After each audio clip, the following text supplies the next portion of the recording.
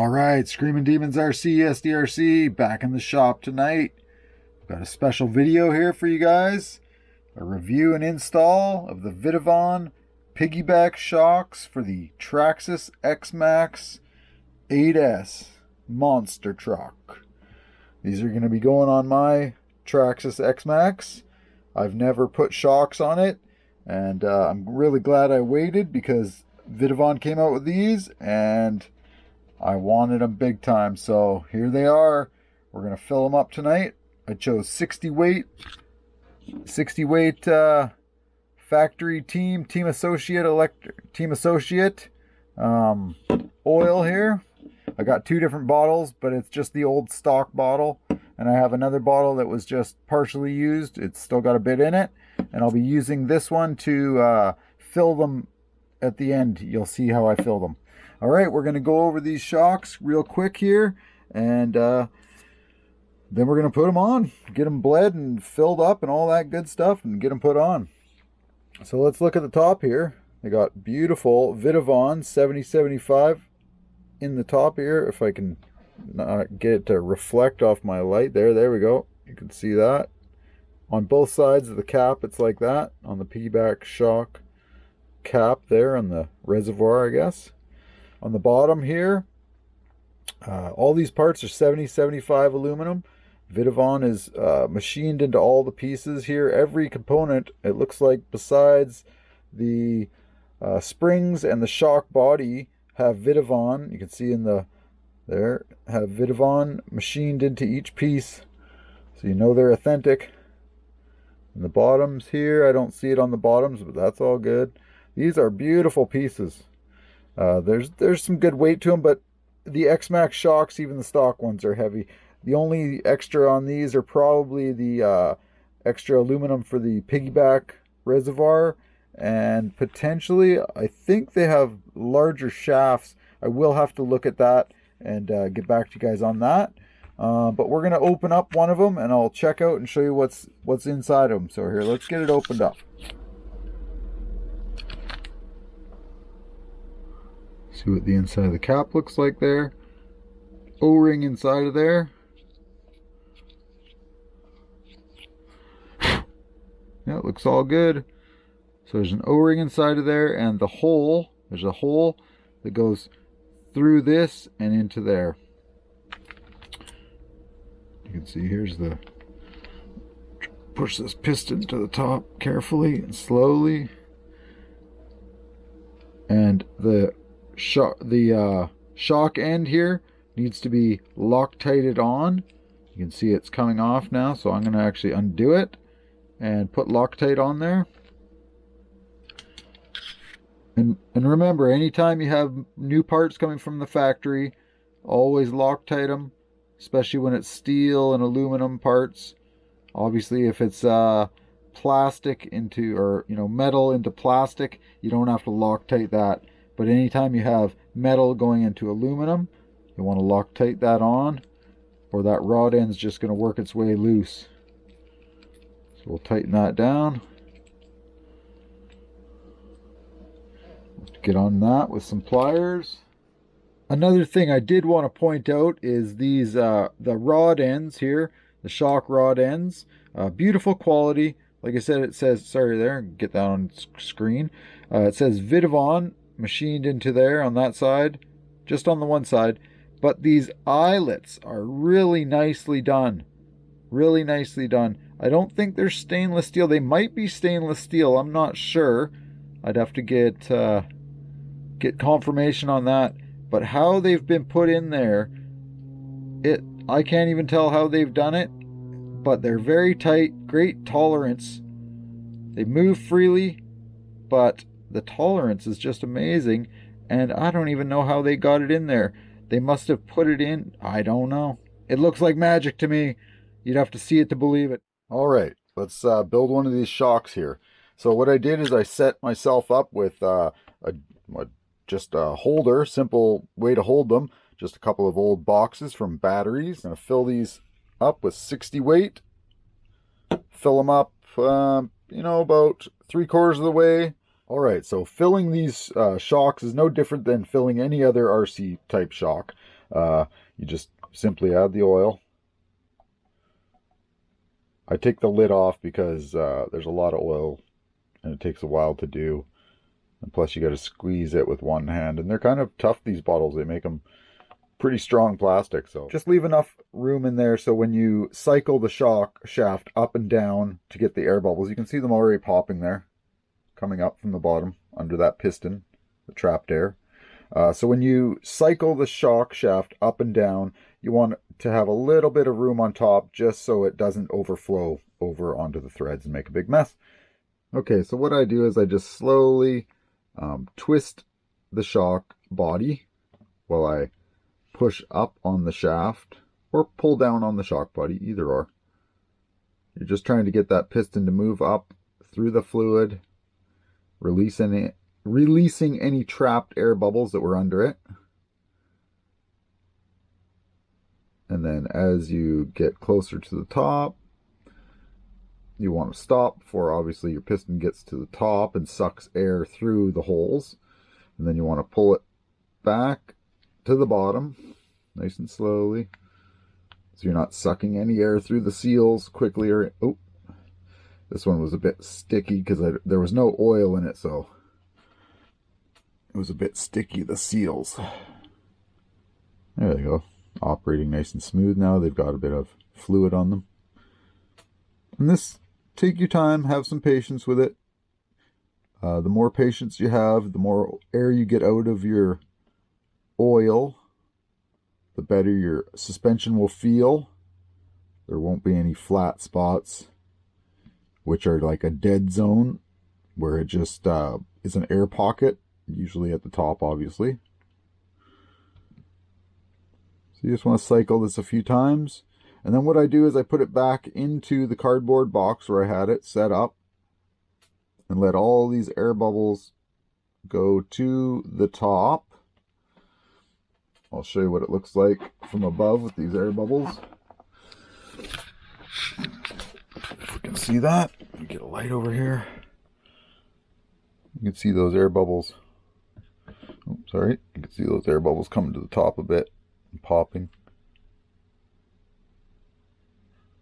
And they'll do that for a couple of minutes. And now what you can do is add more oil. Go higher with the oil now because you've released some of the trapped air, which will drop the volume of the oil down. Add some more oil, which I'll do right now. All right, after I built each shock, I let them all sit overnight in this position, just like this here, with the canister sitting up vertical. Right here, you can see this Allen. It's a 1.5 head Allen there. That's for the bleeder there. So what I did is after the shock sat in this position all night, I figured that all the air in the shock would have gone from the cap. There's a hole that goes through here up to here so you can bleed. Oh, sorry, up to here so you can bleed it. And now what I believe would have happened is all the air in the system, because the air rises, the bubbles, should all be trapped up in here. So what I did is I released this on each shock, and if there was air in there and no oil came out, I would add oil with this fine tip oil bottle by just putting it in there, turning the bottle upside down, and just letting it squeeze into there lightly. And then removing the bottle, and if oil was coming out, I would put the screw back in. And the shocks felt perfect after doing that. One of the shocks I've done so far, this is the third one I'm doing right now. One of the shocks I didn't have oil come out of there, so I added oil. One of the shocks did have oil coming out, so I just put the screw back in, and it feels perfect. So I'm going to do, this is the third one. I'm going to do this one now. The fourth one is still sitting here with the air bubbles bleeding out of that, and the rest of the parts are here, so we'll get that assembled after. But I just wanted to show you how I was doing the bleeding process for this, and like I said, it feels fine after. If you have these shocks or piggyback shocks and you've done it a different way and you think maybe you could give me a tip on how to do it better, leave me a tip in the comments. I appreciate that. I read all those, and thanks a lot for watching. Anyway, well, let's get back to the video. So I used 2 magnetic trays just to hold the shocks in this position overnight so that they could drain all the air bubbles up. So let's just take out this screw here. And these are not Loctited in at the factory. Okay, now let's see if oil comes out of this. We're just going to put it right back in, meaning that there is probably no air in the system. Sorry, I'm doing it slow. I just don't want to. Okay, so no oil came out. So we'll take this bottle. I'm not blocking the view here. Turn it upside down into that hole. And just let it sit there for a few. Give it a couple of light little squirts, maybe, like lightly, because you don't want to force air into the system. So it looks like that there is oil, silicone oil around. Obviously that's not sealing perfectly, so I do have oil there. I'm going to take the bottle out quickly, and we're going to put that cap back in. Here we go. So take that out. Oh, I can see an air bubble there, so we're going to let it pop. You'll even use that wrench. There we go, popped. Do I see more air bubbles down there? I do see more air bubbles.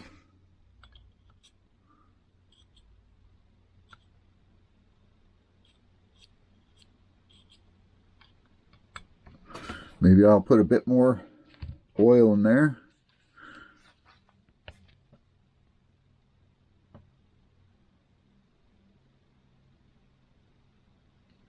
This time I gave it a little bit more of a squeeze. Force a bit more oil in there. Doesn't look like I'm making too much of a mess, so I'm not leaking too much oil anywhere. Right, let's put a bit more in. Probably get a finer tip unit there to do that with.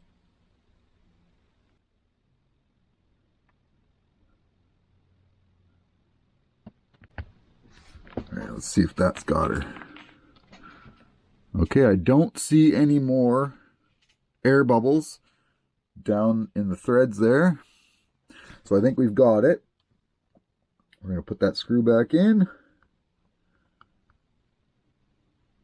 And you don't want to cycle the shock there, I believe, when you're doing that, because it's gonna just force a lot of oil out this hole. So have a rag handy, because as you tighten this, it's going to force some oil out. You want to clean that up. Alright, tighten that up. And because there's silicone oil everywhere, there's no point in trying to put thread lock on there, because it's not going to do what thread lock does. So I'm just going to tighten it snugly and go with that. I take a toothbrush here, get some of that out of there, silicone fluid, wipe it off good.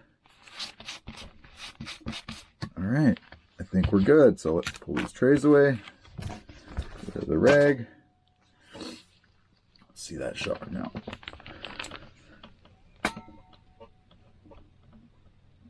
Yeah, doesn't feel like there's any air in that system. Nice. All right, so we're good to go. She's all assembled and bled. Put it with the other 3 here. Now let's get back to assembling that last one. All we've got to do.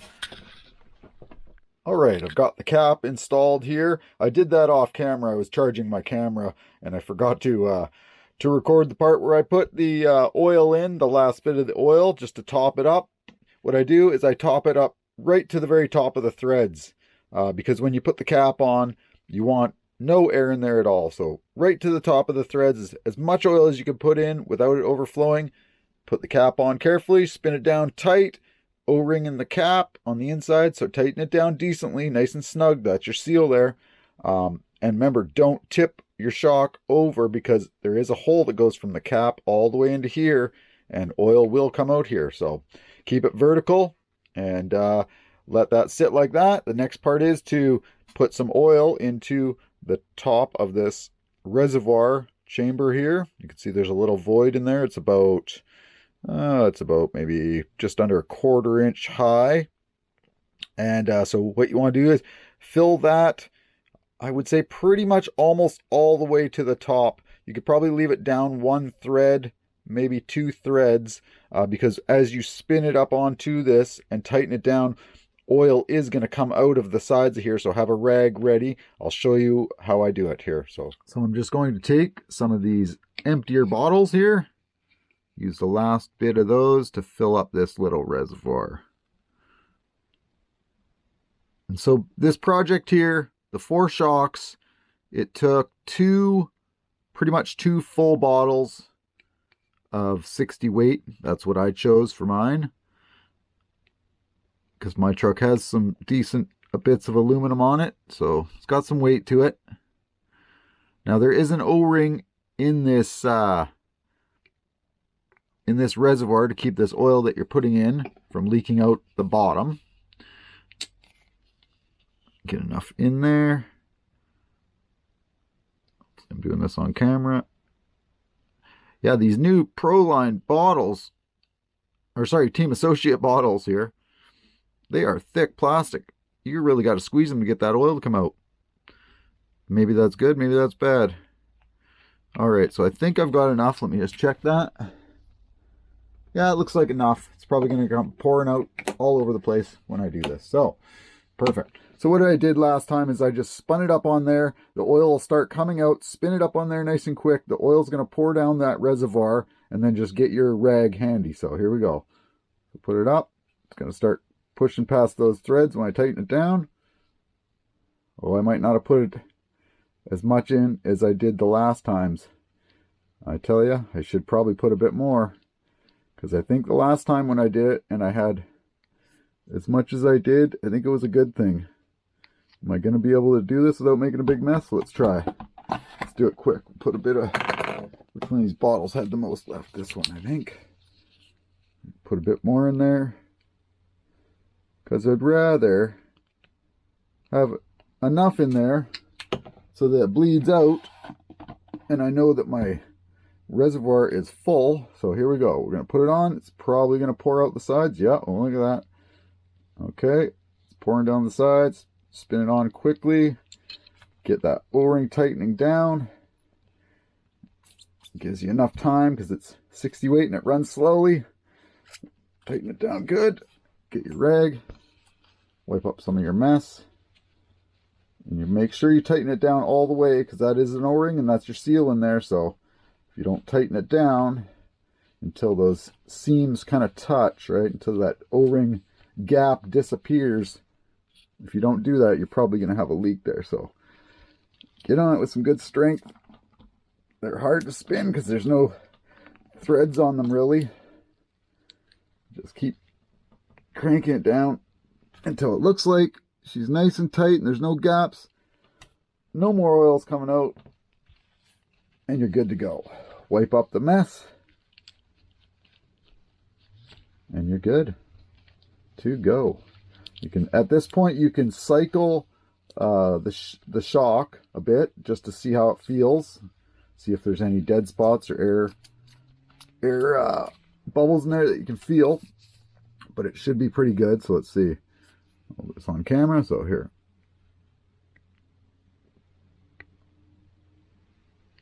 Feels good. So what I'm going to do is I'm going to let this one sit. I'm going to let this one sit for at least a few hours this afternoon here, this morning, and let all the air bubbles go to the top like I showed you in this position here. All the air bubbles should gather up here, and in a couple hours I'll take that screw out. Air comes out there, I put oil in. If oil comes out, I just put the screw back in, and we're good to go. All right, here's that last shock. It's been sitting for a while now. I'm going to take this screw out, and this bleeder screw, and see if any oil comes out. If oil comes out, we're going to leave it. If no oil comes out, we're going to put a bit more in like we did before. All right, so no oil's coming out. Get that little washer out of there. Come on.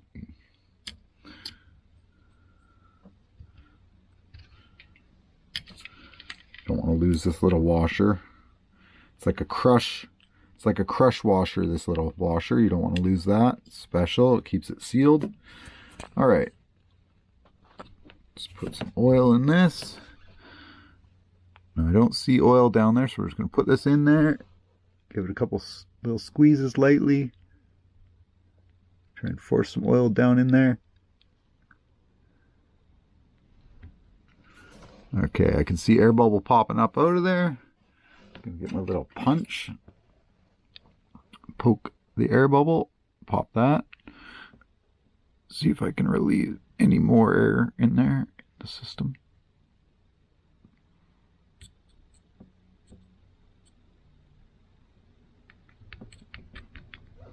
Okay, it looks like there's just... I don't see any more air bubbles down there.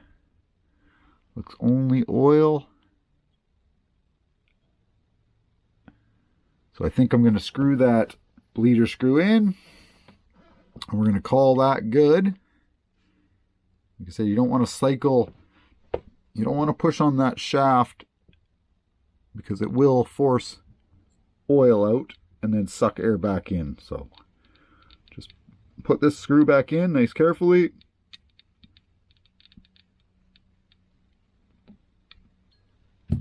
Clean up your mess. Oops, sorry about bumping the camera there. Get the shakes. All right, clean up that mess. Get on there with I always like to do this with a toothbrush. Gets the rest of the oil out of there a bit. Just so you're not collecting dust and dirt on all the extra silicone oil there. All right, that's good to go. I'm just going to quickly clean my driver there and just make sure that it's snugged up good. Okay, don't want that coming loose. All right, that is done. We are going to get these put on the truck now. All right, here's how my XMAXX looks right now with the old shocks on. Pretty awesome, I know. All right, boom, there she is, looking so slick now. What an upgrade. Those VITAVON shocks are just gnarly. All right, I'm going to take this truck outside. We'll set up the camera. We'll drop it a few times and see what that suspension will do for us. I already feel, as I push down on it, she's got some definite burliness to her. There ain't going to be no bottoming out these shocks easily. Let's get her outside and drop it a few times.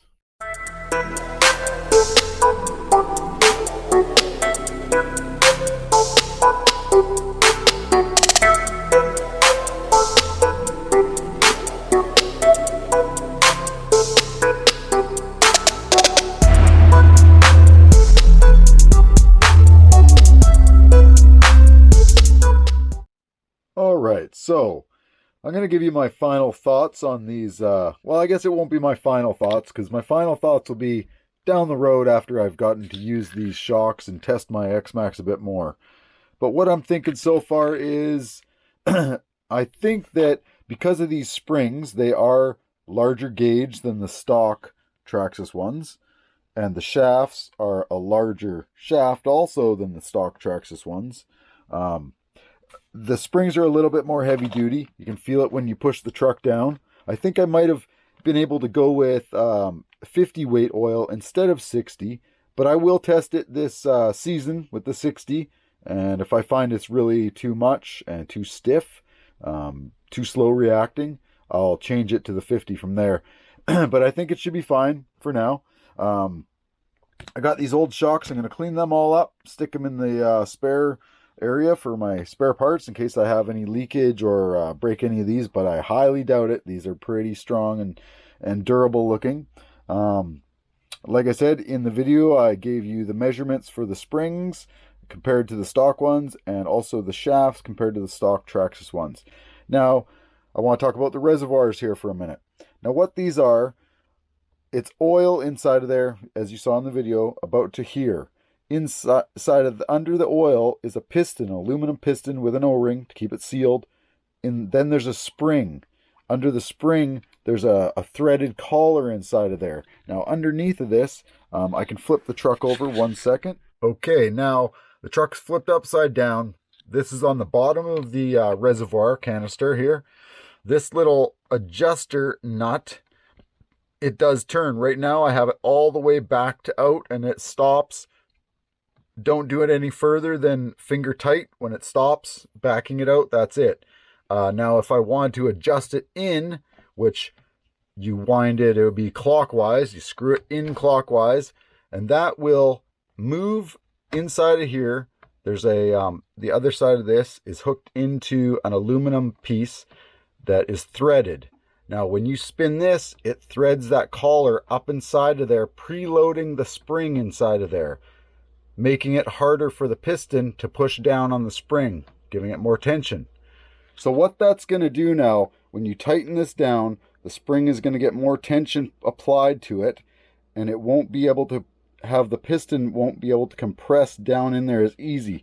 So when your suspension goes down and compresses like this, the piston goes up, the oil has to go and be displaced somewhere because there's no diaphragm in here like a stock shock like this would have a rubber diaphragm on the top. There is none on this. It goes straight into this canister. So the oil is pushed in this little hole, pushed into this canister, forcing down that piston. That's what gives you the smooth feel. Now, I have mine fully all the way out adjusted, soft as they can go. If I find it's too, I guess, soft, and I want it a bit stronger of a compression, right, to be a little bit more stiff of a compression, I should be able to turn that in. I probably say, you know, a couple of turns at a time to test it out. Anyway, that's, as far as I know, that's how those work. Don't quote me exactly because I could be wrong. If you know exactly how that system works, let me know. But as far as I know, that's how I could decipher what it's going to do and how it's going to work. And as far as that goes, it's going to be nice, fully adjustable suspension pretty much for an RC monster truck like this anyway.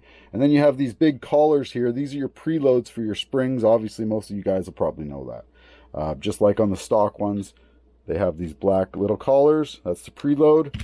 Here they have these big, thick aluminum ones, and with a lot of nice big knurling on them, so they turn really easy. You can get on them really good.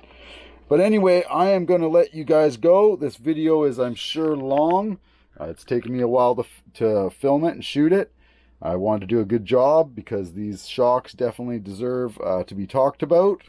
And they are not, let's say, they are not cheap. So I would say the quality definitely is there for the price. You are getting nice stuff. And these, these are really big shocks. So, I mean, they can't come too cheap, you know what I mean? But yeah, if you're looking into some nice shocks for your XMAXX, check these out. I will be doing further videos and bash videos with this truck really soon, and I'll get you some more footage, and I'll let you know what I think about the 60 weight oil and how they react as is.